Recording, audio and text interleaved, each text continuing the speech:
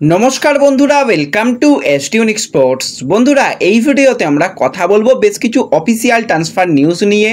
এছাড়া কিন্তু এই মুহূর্তে বেশ কিছু নাম ঘোরাফেরা করছে ইস্টবেঙ্গলের সঙ্গে, সেই নামগুলো নিয়ে আলোচনা করব। বিদেশি প্লেয়ার হিসাবে হেক্টর ইউসতে কীরকম অপশান হতে পারে, তার আসার সম্ভাবনা কতটা তৈরি হয়েছে, সেই নিয়েও কথা বলবো আমরা এই ভিডিওতে। খুবই ইন্টারেস্টিং ভিডিও হবে, শুরু থেকে শেষ পর্যন্ত দেখো। আর ভিডিও ভালো লাগলে লাইক শেয়ার করে দিও। আর যারা চ্যানেলে প্রথমবারের জন্য এসেছো মনে করে চ্যানেলটাকে সাবস্ক্রাইব করে তার পাশের বেল আইকনটাকে অন করে রেখো। অনেকেই ভিডিও দেখছো হয়তো সাবস্ক্রাইব করতে ভুলে যাচ্ছ, তাই সকলে কিন্তু সাবস্ক্রাইব করে নিও, তাহলে তোমাদের প্রিয় দলের খেলার সমস্ত আপডেট তোমরা এখানে পেয়ে যাবে। তো চলো আর দেরি না করে ভিডিও শুরু করা যাক। তো প্রথমেই যদি আমরা কথা বলি কিছু অফিসিয়াল ট্রান্সফার নিউজ নিয়ে, তার মধ্যে প্রথম যেটা আপডেট বেরিয়ে আসছে, বেশ কিছুদিন আগেই তোমাদের জানিয়েছিলাম যে অনিকেত যাদব, যে কিন্তু রাইট উইঙ্গারের প্লেয়ার, একটা সময় ইস্টবেঙ্গল লাস্ট সিজনে কিন্তু ওড়িশা এফসিতে ফুটবল খেলেছে, বর্তমানে ফ্রি প্লেয়ার, সে কিন্তু জামশেদপুর এফসির নজরের মধ্যে রয়েছে। এছাড়া কিন্তু পাঞ্জাব এফসিও একটা ইনকোয়ারি করেছে, কিন্তু তার জামশেদপুরে যাওয়ার সম্ভাবনা অনেক অংশেই বেশি ছিল। তো সেইভাবেই কিন্তু আজকে অনিকেত যাদব অফিসিয়ালি জামশেদপুর এফসিতে কনফার্ম হয়ে গেছে। তার সাথে সাথে আরও একজন প্লেয়ারকে নিয়ে জানিয়েছিলাম, সেটাও আজকে অফিসিয়াল হয়ে গেছে। সেটা হচ্ছে 24 বছর বয়সী ভারতীয় রাইট ব্যাকের প্লেয়ার শুভম সারাঙ্গি। তো শুভম সারাঙ্গি কিন্তু লাস্টের দুটো সিজন তার ভালো যায়নি, কারণ তার একটা বড় ইনজুরি হয়েছিল, তারপর থেকে ইনজুরি রিকভারি করে সে ব্যাক করেছে এবং আইএসএলে যথেষ্ট এক্সপিরিয়েন্স প্লেয়ার। আইএসএলে 48টা ম্যাচ খেলার অভিজ্ঞতা রয়েছে, প্রথমে দিল্লি ডায়নামোস, পরবর্তী সময় ওড়িশা এফসি এবং ওড়িশার হয়ে কিন্তু সুপার কাপও চ্যাম্পিয়ন হয়েছিল এই শুভম সারাঙ্গি। অনূর্ধ্ব 17 দলেও কিন্তু যুক্ত ছিল। তো সেই প্লেয়ারও কিন্তু আজকে অফিসিয়ালি জামশেদপুর এফসিতে সাইন করে দিয়েছে। তো শুভমের দিকে কিন্তু আমাদের অবশ্যই নজর থাকবে, খুবই ট্যালেন্টেড প্লেয়ার এবং যথেষ্ট ভালো ফুটবল খেলতে আমরা এর আগে শুভমকে দেখেছি। তো আশা করি সেই ইনজুরি থেকে ব্যাক করছে, আবারও নিজের সেরা খেলাটা দিয়ে কিন্তু ভারতীয় ফুটবলে সে যথেষ্ট ভালোভাবে কামব্যাক করতে পারবে, এরকমটাই আশা করা যায়। তো এরপরে যদি আমরা সরাসরি চলে আসি একটুখানি ইস্টবেঙ্গলের দিকে, কালকেই তোমাদের জানিয়েছিলাম নন্দকুমারের ইনজুরি খুব একটা সিরিয়াস নয়, তবুও কিন্তু আমরা মেডিকেল রিপোর্টের জন্য অপেক্ষা করব। কালকেই মোটামুটি মেডিকেল রিপোর্ট এসে গেছে, তো মেডিকেলি কিন্তু সে সম্পূর্ণরূপে ফিট রয়েছে।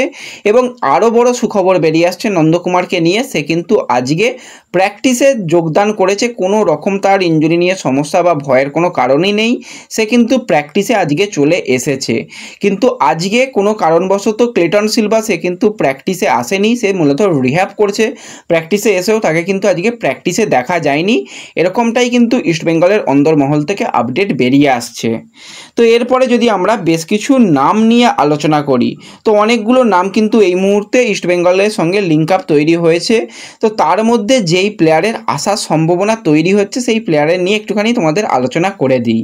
সেটা হচ্ছে 27 বছর বয়সী ভারতীয় ডিফেন্ডারের প্লেয়ার পারাগ সিবাস। তো পারাগ সিবাস কিন্তু ভার্সেটাইল প্লেয়ার, সেন্টার ব্যাকে খেলতে পারে, রাইট ব্যাক, লেফট মিডফিল্ডারে খেলতে পারে। তার ক্লাব কেরিয়ার শুরু হয়েছিল বেঙ্গালুরু এফসির ইউথ টিম, তারপরে রিজার্ভ টিম, এবং এখনও কিন্তু সে বেঙ্গালুরু এফসিতেই যুক্ত রয়েছে, 2025 সাল পর্যন্ত কন্ট্রাক্ট রয়েছে। তো বেঙ্গালুরুর কোচ কিন্তু এই সিজনে পরাগ সিবাসকে কোনো রকম তাদের প্ল্যানিংয়ের মধ্যে রাখেইনি শোনা যাচ্ছে, এবং পরাগ সিবাস কিন্তু কোনোভাবেই প্র্যাকটিসেও জয়েন করেনি, তাকে প্র্যাকটিসেও জয়েন করার জন্য কোনো রকমভাবে বলা হয়নি। তো যেরকমটা খেল নামের তরফ থেকে আশিস নেগি আজকে জানাচ্ছে, তো সেইভাবে যেটা আপডেট বেরিয়ে আসছে, পরাগ সিবাস কিন্তু অ্যাজ এ ফ্রি প্লেয়ার হয়ে যাচ্ছে এই উইন্ডোতে। আর এই জায়গাতেই কিন্তু ইস্টবেঙ্গল এই প্লেয়ারকে তুলে নেওয়ার একটা চেষ্টা চালাবে। তার কারণ কি, পরাগ সিবাস এমন একটা প্লেয়ার যাকে কিন্তু কার্লেস কোয়াদ্রাত একদম খুব ভালোভাবে চেনে। কার্লেস কোয়াদ্রাতের সময় কিন্তু সে ধারাবাহিকভাবে বেঙ্গালুরু এফসিতে সুযোগ পেত। এছাড়া কিন্তু এএফসি কাপে তার খেলার অভিজ্ঞতা রয়েছে, এএফসিতেও কিন্তু কার্লেস কোয়াদ্রাত এই পারাগ সিবাসকে ব্যবহার করেছে। তো তোমরা সকলেই জানো যে নিশু কুমার অন্তত 8 সপ্তাহের জন্য ছিটকে গেছে, তাকে কোনোভাবেই পাওয়া যাবে না। তো সেই জায়গাতেই কিন্তু পারাগ সিবাস ইস্টবেঙ্গলের জন্য একটা বেস্ট অপশান হতে পারে।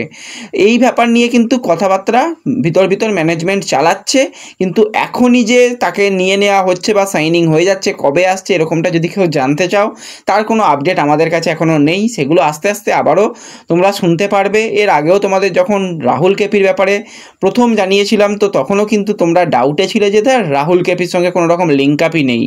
এখন বেশ কিছু বড় মিডিয়া থেকেও সেগুলো বা যারা নিউজ কভার করে তারাও কিন্তু সেই জিনিসটাই বলছে যে রাহুল কেপির সঙ্গে ইস্টবেঙ্গল কথাবার্তা চালাচ্ছে। ডিলটা হবে কি না হবে সেটা তো পরে দেখা যাবে, কথাবার্তা চালাচ্ছে। তো সেইভাবেই কিন্তু পারাগ সিবাসও কিন্তু ইস্টবেঙ্গলের নজরে রয়েছে, ভিতর কথাও শুরু হয়েছে। কোনো রকম ট্রান্সফার ফি দিয়ে ইস্টবেঙ্গল অন্তত পারাগ সিবাসকে নেবে না, এটুকু জানা যাচ্ছে। একটা মানে কি বলবো, সোয়াইপ ডিলও হতে পারে বা একদম ফ্রি প্লেয়ার হিসেবেও তাকে নিতে পারে। তো দেখা যাক পরবর্তী সময় এই বিষয় নিয়ে যা আপডেট বেরিয়ে আসবে তোমাদের সঙ্গে অবশ্যই শেয়ার করে নেব। তো এরপরে যদি নেক্সট আপডেটের দিকে চলে আসি, সেটা হচ্ছে হেক্টর ইউস্তে। তো হেক্টর ইউস্তের যেটা আমি সকালেও বলেছি যে একটাই ব্যাপার, সেটা হচ্ছে তার বয়স 36। তো একটা আমি ভোটিং দিয়েছিলাম, তো এইখানে ভোটিংয়ে যেটা দেখতে পেলাম 70% মানুষ চাইছে না যে হেক্টর ইউস্তেকে প্ল্যানিংয়ের মধ্যে রাখতে বা হেক্টর ইউস্তে সে ইস্টবেঙ্গলে খেলুক। তো কেন চাইছে না সত্যি আমার জানা নেই। লাস্ট সিজনে এসে যেভাবে পারফরমেন্স করেছে, ব্রিলিয়ান্ট পারফরমেন্স করেছে। আর তার লাস্ট একদম মানে শুরু থেকে এখন পর্যন্ত তার আমি ফুটবল কেরিয়ারটা মোটামুটি দেখছিলাম। সেখানে তার ফুটবল কেরিয়ার শুরু হয়েছিল 2008-9 সাল থেকে। তখন কিন্তু অ্যাজ এ ডিএম প্লেয়ার হিসাবে সে ফুটবল খেলেছে। 2008-9 সিজন থেকে শুরু করে 2015-16 সিজন পর্যন্ত মেন পজিশনই কিন্তু হেক্টর ইউস্তের ছিল ডিএম। তো ডিফেন্সিভ মিডফিল্ডার প্লেয়ার হিসাবে খেলেছে। তারপরও কিন্তু কিছু কিছু ম্যাচ ডিএম প্লাস সিবি হিসাবে খেলেছে এবং 17-18 সিজন থেকে কিন্তু অ্যাজ এ সিবি হিসাবে খেলছে হেক্টর ইউস্তে। এবং লাস্ট 5 বছরে হেক্টর ইউস্তে মোটামুটি অ্যাভারেজ 85 মিনিট করে ম্যাচ টাইম পেয়েছে এবং ইনজুরি একদমই নেই বললেই চলে হেক্টর ইউস্তের। হ্যাঁ বলতে পারো একটু স্লো, দেখো একটু স্লো সেটা সবই ঠিক আছে। হয়তো যদি ইস্টবেঙ্গল 40-45টা ম্যাচ খেলে, সেখানে কিন্তু যদি হেক্টর ইউস্তেকে প্ল্যানিংয়ের মধ্যে রাখা যায়, হেক্টর ইউস্তে আশা করি মোটামুটি 35টা বা 37টা ম্যাচ দারুণ পারফরমেন্স দেবে। লাস্ট সিজনে কি পারফরমেন্সটা দিয়েছিল দেখেছিলে? সেই পারফরমেন্স দেখেও বুঝতে পারছো না যে প্লেয়ারটা কোন লেভেলের প্লেয়ার। মুর্তাদা ফল, তার বয়সও 36, সেও এখনও কি পারফরমেন্সটা দিচ্ছে। ওয়ান অফ দ্য বেস্ট আইএসএলের ডিফেন্ডার এখনও পর্যন্ত মুর্তাদা ফল। আর লাস্ট ইয়ার হেক্টরের পারফরমেন্স অসাধারণ। এই ডিলটা হওয়ার পসিবিলিটি অনেকটা বেড়েছে, যেটুকু আপডেট বেরিয়ে আসছে রেফ স্পোর্টসের তরফ থেকে, যেটা আপডেট রয়েছে যে কথাবার্তা অনেক দূর এগিয়ে গেছে।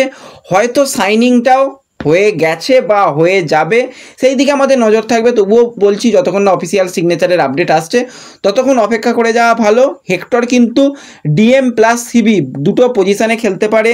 লা লিগাতে যখন খেলেছে তখনও কিন্তু 6টা ম্যাচ লা লিগাতে তার খেলার অভিজ্ঞতা রয়েছে, সেখানেও দেখছিলাম 6টা ম্যাচই কিন্তু ডিএম পজিশানে খেলেছে।